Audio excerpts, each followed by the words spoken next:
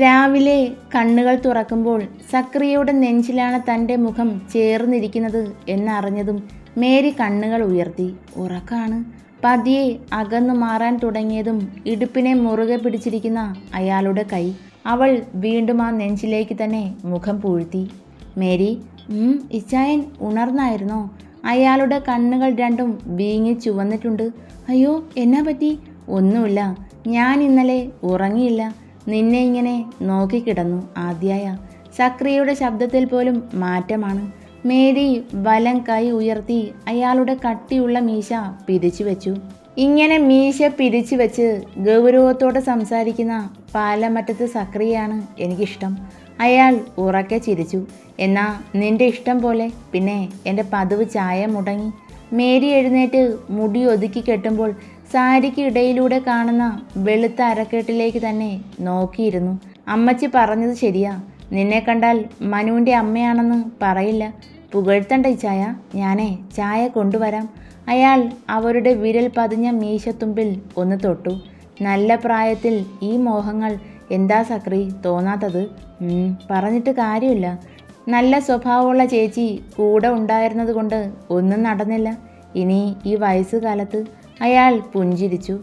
മേരിക്കുട്ടി അടുക്കളയിലേക്ക് വരുമ്പോൾ സാറാമ്മ ചായ 2 കപ്പിലായി പകർത്തുന്നുണ്ട്. അവർ മകളുടെ മുഖത്തേക്ക് സൂക്ഷിച്ചു നോക്കി. എന്താ അമ്മച്ചി?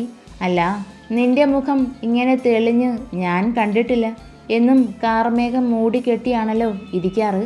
മേരി 1 കപ്പ് ചായ എടുത്തു. ഇച്ചായന് കൊടുത്തിട്ട് വരാം. സാറാമ്മ മൂളി. ഇച്ചായ, ഒന്ന് പെട്ടെന്ന് വായോ, ഇന്ന് എക്സാം ആണ്. കാറിൻ്റെ കീ ഞാനെടുത്തു. നിഷ താഴെ നിന്ന് ഉറക്കെ പറഞ്ഞു. ഒരു 5 മിനിറ്റ്സ് വെയിറ്റ് ചെയ് പൊന്നാ. ദേ, ആൻറ്റിയുടെ മോന് ഭയങ്കര ഒരുക്കാണ് കേട്ടോ. അതും പോരാഞ്ഞ് കോളേജിൽ വന്ന് ഷോഫും. പെൺപിള്ളേരെല്ലാം ഇങ്ങനെ നോക്കിയിരിക്കുമ്പോൾ ആ കണ്ണിലിരിക്കുന്ന കൂളിംഗ് ഗ്ലാസ് മാറ്റി എല്ലാത്തിനെയും നോക്കി ഒരിളിയും. അവളിലെ കുശുമ്പ് നോക്കി കാണുവാണ് നീരജ. എൻ്റെ കൊച്ചനെ നോക്കുന്ന ആ പെൺപിള്ളേരുടെ കണ്ണ് ഇങ്ങി ചൂഴ്ന്നെടുക്കാൻ പാടില്ലേ നിനക്ക്? വല്യമ്മച്ചി ചോദിച്ചു. ഓ, അതിന് അവരുടെ കണ്ണെന്തിനാ? എൻ്റെ ഇച്ചായൻ ശരിയല്ല, കോഴിയായ വട്ടൻ ഡോക്ടർ. അവൾ കിറുവോടെ കാറിനടുത്തേക്ക് നടന്നതും നീരജ ചിരിച്ചുപോയി. ഈ പെണ്ണിൻ്റെ കുട്ടിത്തം ഇതേവരെ മാറിയില്ല അല്ലേ അമ്മച്ചി? എൻ്റെ പെണ്ണെ, അവൾക്ക് കുറുമ്പും കുസൃതിയും ഒന്നുമില്ലായിരുന്നു. ആ റൂം വിട്ട് പുറത്തേക്ക് ഇറങ്ങുന്നത് അച്ചായൻ വന്നാൽ മാത്രമാണ്. അങ്ങേർക്കൊപ്പം നടക്കും. ഇപ്പോൾ ആ സ്ഥാനം ഡെന്നിക്കാം. അവൻ വന്നതിന് ശേഷമാണ് എൻ്റെ കൊച്ച് കുസൃതി കുടുക്കിയായി തുടങ്ങിയത്. ആരാണ് കുസൃതി കുടുക്ക? എൻ്റെ പെണ്ണാണോ? ഡെന്നി സ്റ്റെപ്പുകൾ ഇറങ്ങി വന്ന് വല്യമ്മച്ചിക്ക് മുന്നിൽ നിന്നു. അവർ അവനെ ഒന്നാകെ ചുഴിഞ്ഞു നോക്കി. ഒഫീഷ്യൽ ലുക്കാണ്. നിന്റെ പെണ്ണിനെ പറ്റി തന്നെയാ പറഞ്ഞത്. എന്തായാലും ചെല്ലി. ഒന്നാമത് കല്ലിത്തുള്ളിയാ പോയത്. അതിൻ്റെ കൂടെ ഈ സുന്ദര കുട്ടപ്പൻ്റെ ലുക്കും കൂടി ആയാൽ അടി ഉറപ്പാ. എന്തിനാ അടി? ഈ ഡെന്നി അടിക്കാൻ അത്ര ധൈര്യമുള്ള ആളാരാ? ഇച്ചായ, നിഷ വീണ്ടും വിളിച്ചു. ദോ ആ ആൾ തന്നെ. അവൻ പുഞ്ചിരിച്ചു. പെണ്ണിന് ഇത്തിരി കുശുമ്പ് കൂടുതലാ. സൗന്ദര്യം ആസ്വദിക്കാനുള്ളതല്ലേ വല്യമ്മച്ചി? എൻ്റെ ഈ ലുക്ക് കണ്ട് കോളേജിലെ കൊച്ചുങ്ങൾ ജസ്റ്റ് ഒന്ന് നോക്കും. അത് എൻ്റെ ആനിക്കങ്ങ് സുഖിക്കുന്നില്ല. അവളുടെ സൗന്ദര്യം നോക്കി വെള്ളമിറക്കാനും ആളുണ്ട്. അത് നീ മറക്കണ്ട. വല്യമ്മച്ചി പറഞ്ഞതും അവൻ്റെ മുഖം വലിഞ്ഞു മുറുകി. ആരാവൻ? അവള് അങ്ങനെ എന്തേലും വല്യമ്മച്ചിയോട് പറഞ്ഞോ? എൻ്റെ ചെക്ക, നിന്റെ പെണ്ണിനെ ആരേലും വായി നോക്കിയാൽ നിനക്ക് രോഷം ഇരച്ചു കയറും. അപ്പോൾ അവൾക്ക് സ്വന്തമായതിനെ നോക്കിയാലോ? നിന്നെപ്പോലെ തന്നെയല്ലേ എൻ്റെ കൊച്ചും? ഡെന്നി തല കുലുക്കി. സൂസൻ്റെ റൂമിൽ നിന്ന് ഇറങ്ങി വരുന്ന നാൻസിയെ കണ്ടതും അവൻ ഫോൺ എടുത്ത് സമയം നോക്കി. നാൻസി. അവൾ അവിടെ തന്നെ നിന്നതല്ലാതെ അവൻ്റെ അടുത്തേക്ക് പോയതുമില്ല, തല ഉയർത്തി നോക്കിയതുമില്ല. ഡെന്നി നാൻസിക്ക് അടുത്തേക്ക് ചെന്നു. എന്താടി, ഇച്ചായനോട് മിണ്ടില്ല എന്നാണോ? താടിത്തുമ്പിൽ പിടിച്ചുയർത്തി. നീ കോളേജിൽ പോകുന്നില്ലേ? PG കംപ്ലീറ്റ് ചെയ്യണ്ടേ മോളെ? അവൻ്റെ സ്നേഹത്തോടെയുള്ള സ്വരം. നാൻസിയുടെ കണ്ണുകൾ നിറഞ്ഞു. അവളുടെ കയ്യിലിരുന്ന പ്ലേറ്റ് വാങ്ങി നീരജയുടെ കയ്യിലേക്ക് കൊടുത്തു. പോയി ഡ്രസ്സ് മാറി സുന്ദരി കുട്ടിയായിട്ട് വാ, കോളേജിൽ പോകാം. വേണ്ടി ചായ, ഞാനിനി എങ്ങോട്ടുമില്ല. ആരുടെയും മുഖത്ത് നോക്കാനും പറ്റില്ല. അത്രയ്ക്കും നല്ല പേരാണല്ലോ പപ്പ എന്ന വൃത്തികെട്ടവൻ സമ്പാദിച്ചു തന്നത്. എല്ലാവരും എന്നെ കളിയാക്കും. ഡെന്നി അവളുടെ തോളിലൂടെ കൈയിട്ടു. ആരും ഒന്നും പറയില്ല.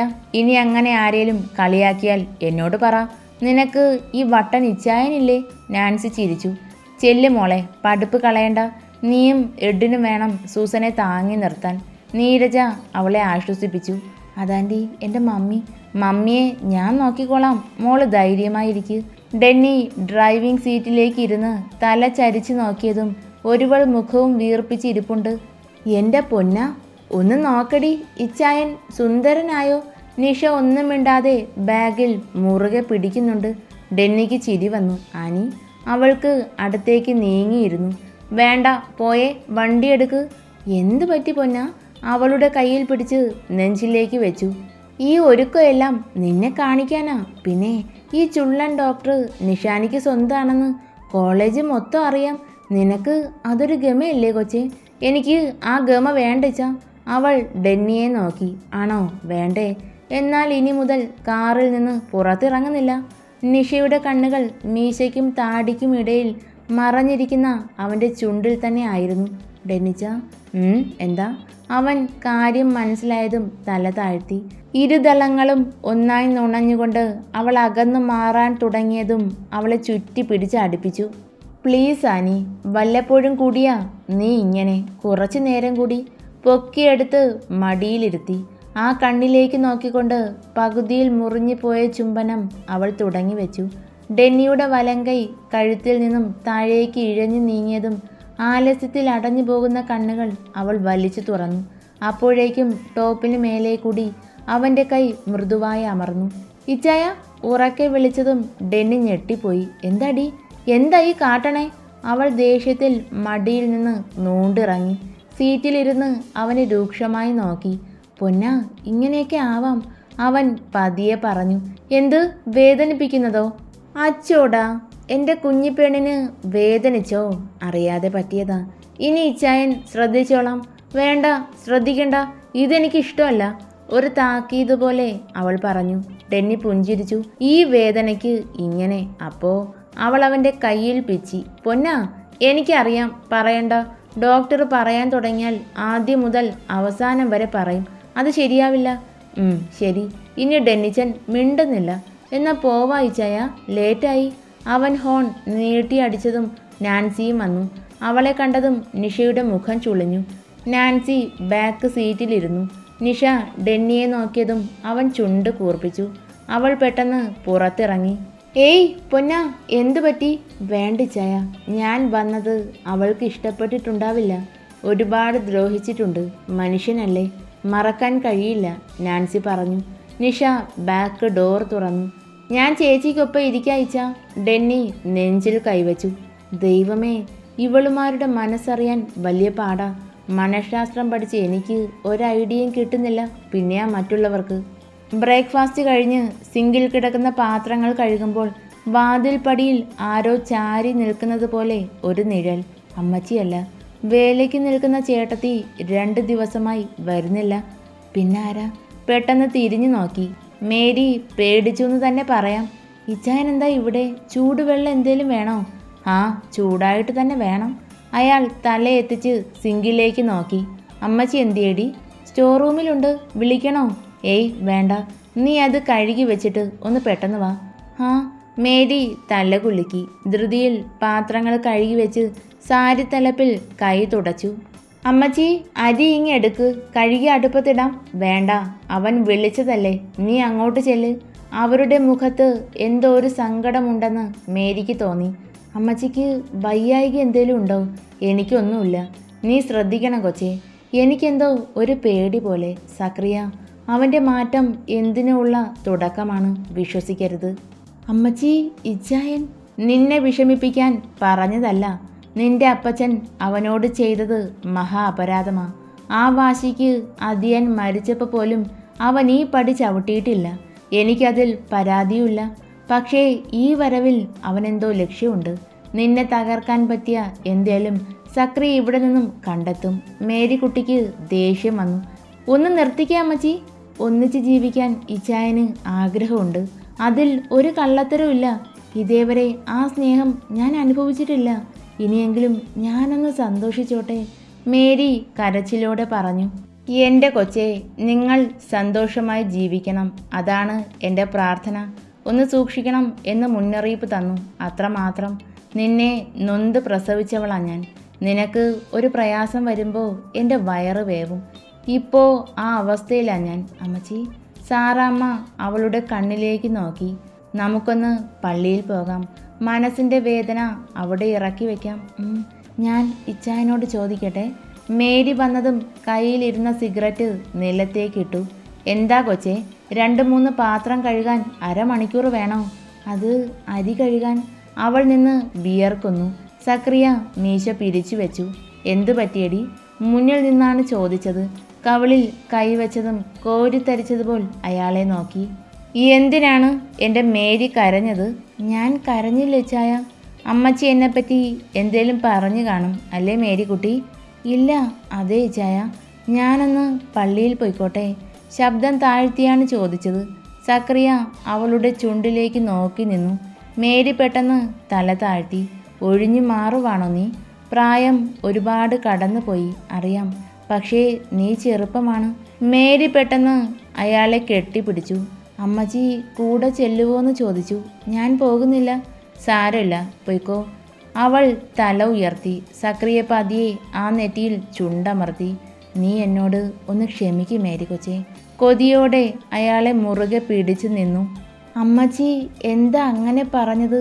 ഈ സ്നേഹത്തിൽ കള്ളമുണ്ടോ എൻ്റെ കർത്താവേ? വിങ്ങി പൊട്ടുന്നുണ്ട് ആ മനസ്സ്. പക്ഷേ അയാൾക്കായി അവൾ ചിരിയോടെ നിന്നു. സാരി ചുറ്റി വാഷ്റൂമിൽ നിന്ന് ഇറങ്ങി വരുന്ന മേരിയെ കണ്ട് സക്രിയയുടെ മുഖം വീർത്തു. ഇച്ചായന് എത്ര വയസ്സുണ്ട്? പെട്ടെന്ന് മേരി ചോദിച്ചു. എന്തിനാ ഇപ്പോൾ വയസ്സ്? അത് പറയുന്നേ പ്ലീസ്. അരികിൽ അവൾ ഇരുന്നതും വല്ലാത്തൊരു ഗന്ധം മൂക്കിലേക്ക് തുളച്ച് കയറി. എനിക്ക് 50 വയസ്സുണ്ട് മേരി. നീ എന്നേക്കാൾ 10 വയസ്സിന് ഇളയതും. ചെറുതായി നര വീണു, അത്രയുള്ളൂ. ഇച്ചായൻ ചെറുപ്പാണ്. സക്രിയെ തലകുലുക്കി. ഞാൻ കൊണ്ടാക്കണോ മേരി? വേണ്ട, വണ്ടി ഉണ്ടല്ലോ. ഞാൻ നന്നായി ഡ്രൈവ് ചെയ്യും. അറിയാം. പ്ലാപ്പറമ്പിൽ ചാണ്ടിയുടെ മകൾ 2 വീലറും 4 വീലറും കൈകാര്യം ചെയ്യുമെന്ന് എൻ്റെ ചേച്ചിക്ക് നിന്നോട് കുശുമ്പ് വരാൻ കാരണവും അതാണ്. പെണ്ണെ പോകാം. അമ്മച്ചി വിളിക്കുവാ. പോട്ടെ ഇച്ചായ, പെട്ടെന്ന് വരാം. ഫ്രൂട്ട്സ് ഫ്രിഡ്ജിലുണ്ട്, വിശക്കുവാണേൽ എടുത്ത് കഴിക്ക്. മേരി പോയതും സക്രിയ സിറ്റ് ഔട്ടിൽ കുറച്ചു നേരം ഇരുന്നു. മുൻവശത്തെ വാതിൽ കുറ്റിയിട്ടു. ചുവരിൽ ഫ്രെയിം ചെയ്തു വെച്ചിരിക്കുന്ന ചാണ്ടിയുടെ ഫോട്ടോയിലേക്ക് നോക്കി നിന്നു. തന്നെപ്പോലൊരു നികൃഷ്ട ജന്മത്തെ ഞാൻ കണ്ടിട്ടേയില്ല, ഇനി കാണരുതേ എന്ന് പ്രാർത്ഥിക്കുന്നു. ഏകം മകളുടെ ജീവിതം നശിപ്പിച്ചു, കൂടെ എൻ്റെയും. ആ കൊച്ചിനെങ്കിലും അവൾക്ക് കാണിച്ചു കൊടുക്കാമായിരുന്നു. ആൺകുഞ്ഞ് അല്ലേടോ? അയാൾ ദേഷ്യത്തോടെ ഫ്ലവർ വേസിൽ മുറുകെ പിടിച്ചു. ചുണ്ടിൽ ഗൂഢമായ ചിരിയോടെ മേരിയുടെ റൂമിലെ ഓരോന്നും പരിശോധിച്ചു. ഇവിടെയില്ല. എനിക്കത് കിട്ടിയേ പറ്റൂ. 20 വർഷങ്ങൾക്ക് ശേഷം ഈ പടി ചവിട്ടിയത് ആ ഒരു സാധനത്തിന് വേണ്ടി മാത്രമാണ്. ഓപ്പൺ ബാൽക്കണിയിൽ നിന്ന് റോഡിലൂടെ പോകുന്ന വാഹനങ്ങളിലേക്ക് നോക്കി നിന്നു. സക്രിയ പരാജയപ്പെട്ടു പോവുകയാണ്. വീശി അടിച്ച കാറ്റിൽ ബാൽക്കണിയോട് ചേർന്ന് കിടക്കുന്ന റൂമിൻ്റെ ജനാല വലിയ ശബ്ദത്തിൽ അടഞ്ഞു. അയാൾ ഞെട്ടലോടെ അങ്ങോട്ട് നോക്കി. കാറ്റടിക്കുന്നതിനനുസരിച്ച് ജനാല തുറക്കുകയും അടയുകയും ചെയ്യുന്നുണ്ട്. സക്രിയ ചെവിയിൽ കൈവച്ചു. ഇതെന്തിനാ ആവശ്യമില്ലാതെ തുറന്നിട്ടിരിക്കുന്നത്? വാതിൽ തള്ളി തുറന്ന് അകത്തേക്ക് കയറിയതും അയാളുടെ മുഖം വികസിച്ചു. ലൈബ്രറി. മേരിക്കുട്ടിക്ക് വായിക്കാൻ ഇഷ്ടമാണ്. റാക്കിലിരുന്ന ഓരോ ബുക്കുകളായി തുറന്നു നോക്കാൻ തുടങ്ങി. ഒട്ടുമിക്ക ബുക്കുകളും ഒരാൾ എഴുതിയതാണ്. അയാളുടെ ഫോട്ടോയും പേരുമുണ്ട്. ഇതേതാ ഈ എഴുത്തുകാരൻ? കൃഷ്ണനാഥ്. വെറുതെ ആ പേരിലൂടെ സക്രിയ വിരൽ ചലിപ്പിച്ചു. ഓരോ താളുകളായി മറിച്ചു. പെട്ടെന്ന് അതിൽ നിന്നും എന്തോ ഒന്ന് നിലത്തേക്ക് വീണു. ഒരു ഫോട്ടോയാണ്. വിറയാർന്ന കൈ വിരലുകൾ. കണ്ണുകൾ ഒരു നിമിഷം അടച്ചു പിടിച്ചു. കർത്താവേ, ഞാൻ തേടി വന്നത് ഇതിനു വേണ്ടിയാ. പതിയെ അതിലേക്ക് നോക്കിയതും ശരീരത്തിൽ ഇടിവെട്ടേറ്റതുപോലെ നിന്നുപോയി സക്രിയ. കൃഷ്ണനാഥ്, ആ എഴുത്തുകാരൻ ഇതാണോ നിഷാനിയുടെ അച്ഛൻ? കണ്ണുകൾ നിറഞ്ഞൊഴുകി. സുന്ദരനാണ് എന്നേക്കാൾ. ചുണ്ടുകൾ വിറച്ചു. ആ ഫോട്ടോ പേഴ്സിലേക്ക് വെച്ചു. ഒരു ബുക്കെടുത്ത് ഇടുപ്പിലേക്ക് ആഴ്ത്തി. അവിടെ നിന്നും തിരികെ നടന്നു. അയാളുടെ ശരീരം തളർന്നു തുടങ്ങിയിരുന്നു. ചുവരിൽ ചാരി നിൽക്കുമ്പോൾ കണ്ണിൽ ഇരുട്ട് കയറി. പതിയെ നിലത്തേക്ക് ഊർന്നിരുന്നു. കൃഷ്ണനാഥാണോ മേരിയുടെ അധ്യാപകൻ?